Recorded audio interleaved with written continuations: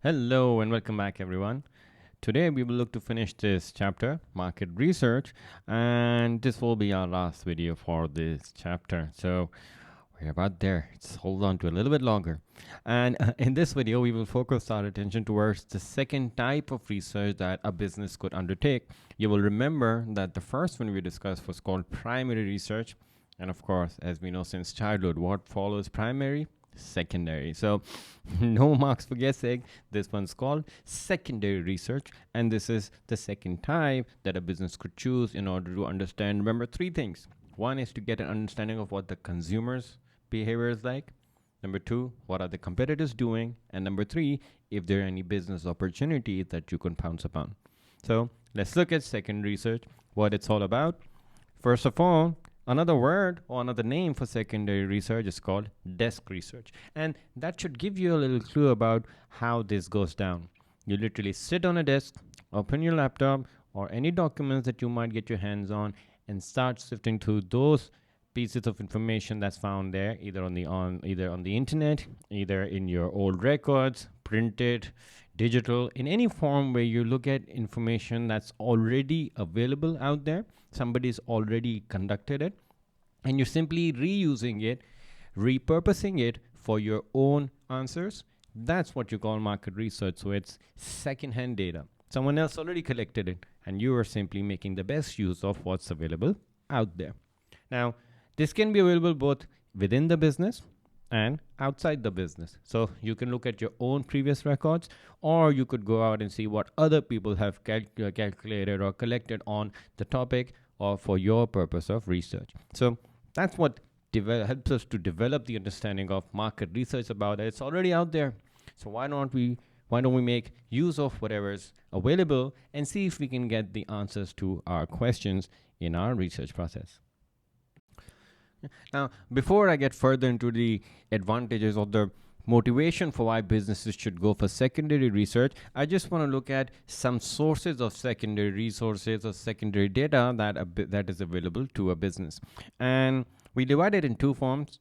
There are some that are available within a business. Therefore, there'll be some internal sources, and there are some sources that you take from outside the business, and those will obviously be external sources. So when I look at internal sources, things that I can look at from within the business, things in the past, things currently, any form of data that can help me to understand my customers, my competitors, or identify business opportunity, that would be classified as secondary data of the internal nature. And the things that fall within this category is your previous research data. So maybe your marketing team has been keeping a track of all customer buying patterns for the last 5 years, and maybe that's something to look at before you decide your plans for the next year. So get more insight about your existing customers by looking at your existing research data. You could look at your sales records to get an understanding of how much do we sell every year, in which months do we sell more, in which months do we sell less. For example, like an ice cream store would see seasonal changes in their demand, right? Of course, in the winter, you expect people to eat less ice cream, and the opposite is true in the summertime. So maybe that can help you develop plans for what we'll do in the summer and what we're going to do in the winter. Your stock records. Now, this could include a couple of things. One, stock is your raw material, your inventory. And when you want to see how much do we buy, when do we buy, how often do we buy, how much do we pay for it, so all those sort of decisions when going forward, maybe it will help to look backwards and see what you've paid in the past. So that's one side of stocks. The other side is where you sell stock or shares of your company to external stakeholders, which we call shareholders. So you want to see what the pattern of your financing is, how often do people invest, when can you expect more money, are there certain months where that's more.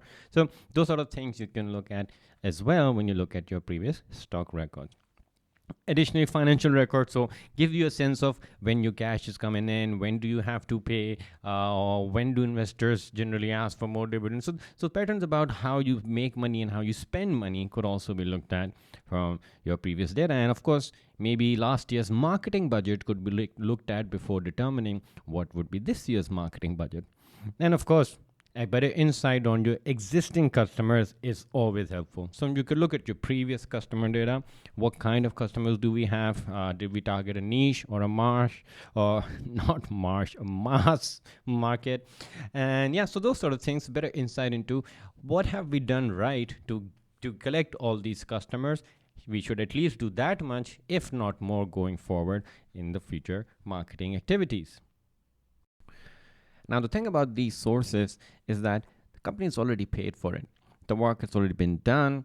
All you have to do is simply put your filters in it, or whatever you want to look for. Just put in the keywords and start looking for information that you already trust that you did it and you did it right the first time around. So, A, it's free, and B, it's exactly how you would have wanted it, right? I mean, you've done it before. So you pick the method, you pick the calculation processes, everything that was done in order to make this research right was conducted by the company themselves. So they have full confidence in the authenticity of this data.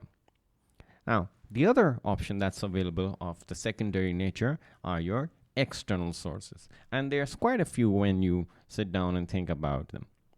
First of all, your government reports. So things about the health of the economy, things such as, are people making money? Are they spending it? Are the income levels going up? Are more people employed or unemployed? Should we expect the imports to go up? Are we seeing more businesses open up, so competition increasing? So generally about the overall environment that exists around the business, information about that can be found on government reports, and they tend to be quite authentic. So that's the first place you could look. Secondly, you could hire or you could buy stuff in terms of data from specialist marketing research companies. Now, companies such as AC Nielsen and other companies around the world conduct market research for when people need it. They are already available and they can simply sell that data for a price. So, of course, a little investment in terms of paying money for these pieces of information will be needed, but at least it's going to be accurate because it's done by a specialist research company. And of course, social media has become a premier spot for finding out about what people do, where do they go, what do they eat, how do they eat. So if I want to decide about opening a restaurant, I think going through people's stories would be nice, that you to see what do they like. Are they going for the food? Are they going for the aesthetics? How should the what should the ambience be like? So I can find out a lot about our customers by keeping a close eye on what they're doing on their social media accounts. And think about it, not just from a customer's perspective, all businesses are now also on the social media platforms. So to keep an eye on your competitors, you would want to go through their social media pages as well. So there's another great source there. Now, the next one that you see, competitor reports. I know you'd be surprised and be thinking, why would your competitors be putting out information that might benefit their rivals? But actually, if you're a public limited company, then by law you're supposed to put out your financial information, and quite a few important pieces of information out there because it's just legally required. And we'll discuss why that is true when we talk about that in finance through a public limited company. But at this point, just understand that you have to publish your financial information on your website or wherever it is easily viewed, can be easily viewed by the general public. So if the general public can look at it, you and I as competitors can look at it too. So I can look at the financial records to find out what did they sell, how much did they sell, how much was their overall cost of doing all of that, how many shareholders might they have, how much dividends are they paying. So everything about the company can also be found through their financial records on these websites. And finally, of course, the traditional published media, your newspapers, your magazines, or other publications that are out there.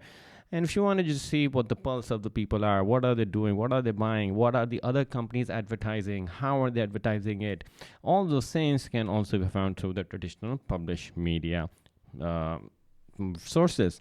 So multiple sources that are available. And the best part is, you don't have to go out and collect it yourself, right? These are all there. Yeah, you will have to go through it and thoroughly to make sure that whatever's in there suits your demands, suits your requirements. Otherwise, information for the sake of information, and if it's not adding any value to your research, then it's not worth much, is it?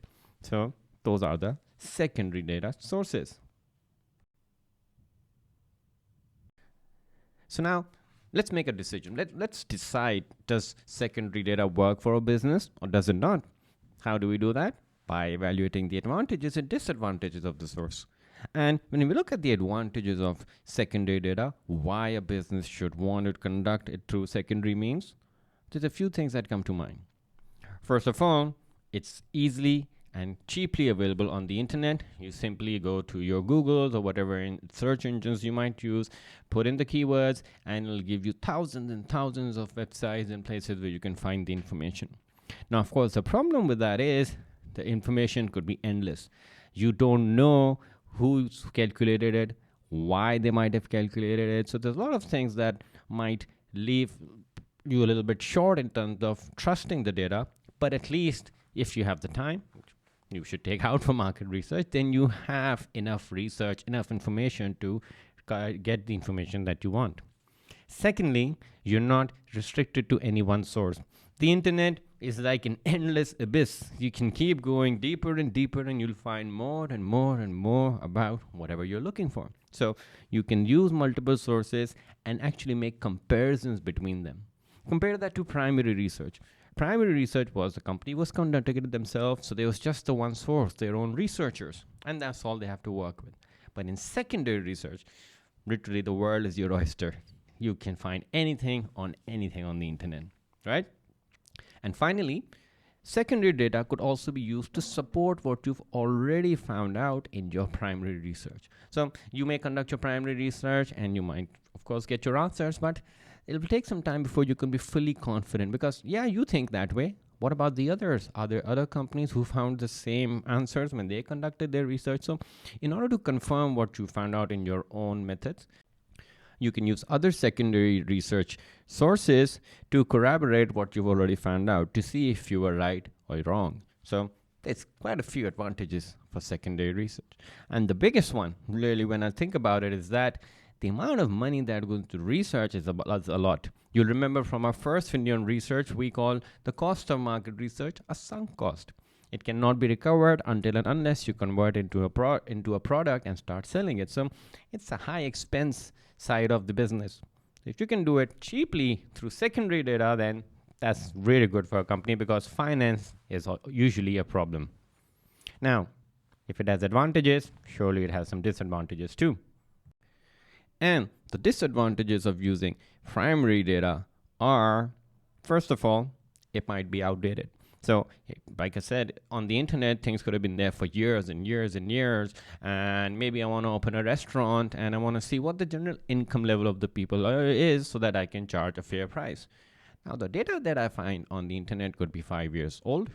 The economic situations might be very different, so the taste might be different, so I might not be able to use it directly for my own purpose. So A, it might be outdated, and B, it might have been collected for another purpose. Like I think, I can use data for opening a restaurant. Maybe they were using it for opening a bank. Two very different businesses, very different business plans, very different types of customers. So it might be for one thing, and you are trying to use it for your own methods, but it might not fit.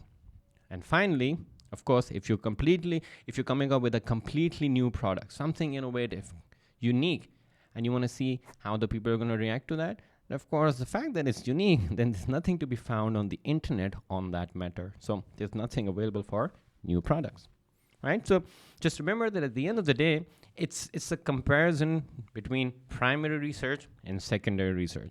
Yes, primary research is going to be expensive. It's going to be time consuming. It's going to take a lot of effort to make sense of it, but it is going to be accurate. It's going to be fresh, and it's going to be confidential so you can use it for however long you want and without anybody knowing what the secret is. However, on the secondary research side, it's quick, it's easily available, multiple sources, and it's cheap, right? But the problem is it might be outdated and it might not suit your purpose. So again, just a comparison between the two, and depending on the company's situation, if they have the money for it, then surely primary research is the way to go. And then you can further confirm your answers by also doing a little bit of secondary research on top of that. So that is market research in its entirety.